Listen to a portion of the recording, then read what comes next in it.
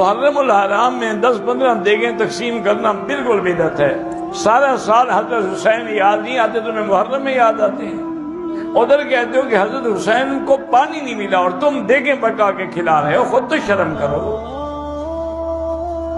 تم اس دن روزہ رکھو، تم بھی پیاسے رہو اگر حسین کو مانتے ہو. محرم میں حلیم بھی بناتے ہیں لوگ، تو بے اصل چیز ہے، بدعت ہے. کوئی ثواب سمجھ کے کریں گے، بدعت ہے. بعض لوگ کہتے ہیں ہم ثواب سمجھ کے نہیں کر رہے، ویسے ہی سب بنا رہے ہیں تو ہم بھی بنا رہے ہیں. تو بدعت کی تائید تو ہو رہی ہے نا. آپ پورا سال پڑا ہے حلیم کھانے کے لیے، آپ کو کیا مصیبت ہے کہ آپ محرمی میں دیگ پکائیں؟ پورے سال کیوں نہیں پکا رہے تھے آپ؟ تو جب ایک رسم معاشرے میں غلط رسم پھیل جاتی ہے تو اس کا بائیکاٹ کرنا چاہیے. تو آپ نہ بنائیں، کسی اور مہینے میں بنا لیں. آپ تو پوری رات دیگیں چل رہی ہوتی ہیں. مذہب کے نام پہ تو یہ کام نہ کیا جائے نا. اور جو لوگ کہتے ہیں مذہب کے نام پہ نہیں کر رہے، ہم تو ویسے انٹرٹینمنٹ کر رہے ہیں، تو یار کسی اور دن کر لو بھائی. تم پورا سال پڑا ہوا ہے نا. ہم نے کب کہا ہے کہ آپ دیگیں نہ پکائیں؟ آپ پکائیں، پوری رات گھوٹے لگائیں اس میں، کسی اور دن کر لیں آپ. اس لیے اسلام کو بچائیں خرافات سے. اسلام کو ہمارے ذمے ہے کہ ہم اسلام وہی ہے جو نبی لے کر آئے. الیوم اکملت لکم دینکم واتممت علیکم نعمتی ورضیت لکم الاسلام دینا. اللہ کہتے ہیں آج کے دن میں نے دین مکمل کر دیا. جب یہ آیتیں نبی پہ نازل ہو گئیں تو اس میں حلیم نہیں تھا، محرم کا حلیم. تو دین مکمل ہو چکا، اس کو رہنے دیں آپ. اور پھر وہی ہے کہ جب آپ روزہ رکھیں گے تو حلیم کھائیں گے کس وقت؟ رات کو آپ کھائیں گے تو رات کو تو ویسے ہی کم کھانا چاہیے. سونے کے لیے اللہ نے رات بنائی ہے، کھانے پینے کے لیے تھوڑی بنائی ہے رات. دن میں آپ نے روزہ رکھنا ہے، تو وہ یہ روزے سے بھی میچ نہیں کر رہا یہ جو حلیم ہے نا. اس لیے اس سے اجتناب کریں، ایوائڈ کریں. جو گلی کے لوڑے لپاڑے بنا رہے ہوتے ہیں ان کو محبت سے سمجھا دیں، یار اگلے دن بنا لو، باز آ جائے ٹھیک ہے، نہیں تو پھر نکل لیں آپ پتلی گلی سے، الجھے نہیں لوگوں سے.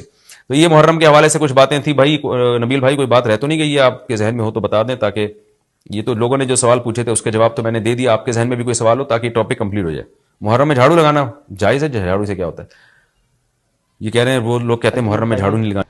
11ویں ہو، میلاد ہو، محرم کی نیاز ہو، یا آپ کی یہ رجب کے کنڈے ہوں، ان ساروں کے بارے میں کہ یہ سب کی سب ایکٹیویٹیز دین میں خود سے داخل کی گئی ہیں. ہم ان کو کفر و شرک والا معاملہ نہیں کہتے، لیکن بدعات تو ہیں. اب رہ گیا مسئلہ کہ اس طرح کی ایکٹیویٹیز میں جو کھانا ہے وہ حلال ہے یا حرام ہے.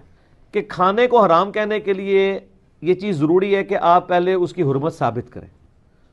اس میں 2 طریقے ہیں، یا تو وہ چیز جو پکائی جا رہی ہے وہ حرام ہو، کوئی خنزیر بنا دیتا ہے تو حرام ہے، یا چیز تو پاک تھی لیکن اس کے ذبح کے وقت زبر کے ساتھ غیر اللہ کا نام لیا گیا تو وہ پھر بھی حرام ہو جائے گی.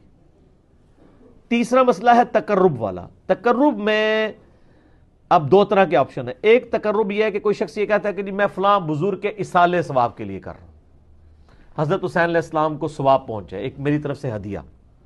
تو اس کے معاملے میں بھی ایسا کوئی سختی والا معاملہ نہیں ہے. لیکن اگر کوئی تقرب یہ کر رہا ہے کہ یہ سالے ثواب ان کو پہنچے اور وہ میرے مشکل کشا ہے اور اس کے بدلے میں یہ میری مصیبت حل کر دیں گے، تو وہ تو نیاز کے بغیر ہی عقیدہ شرکی ہے. نیاز تو سائڈ پہ رہ گئی، عقیدہ ہی غلط ہے. بالکل ٹھیک ہے نا. تو ہمارا تو موقف یہ ہے کہ ہمارے پاس کوئی اس طرح کی کھانے پینے کی چیز لے آتا ہے، ہم اس سے پہلے پوچھتے ہیں کس کے نام کی ہے.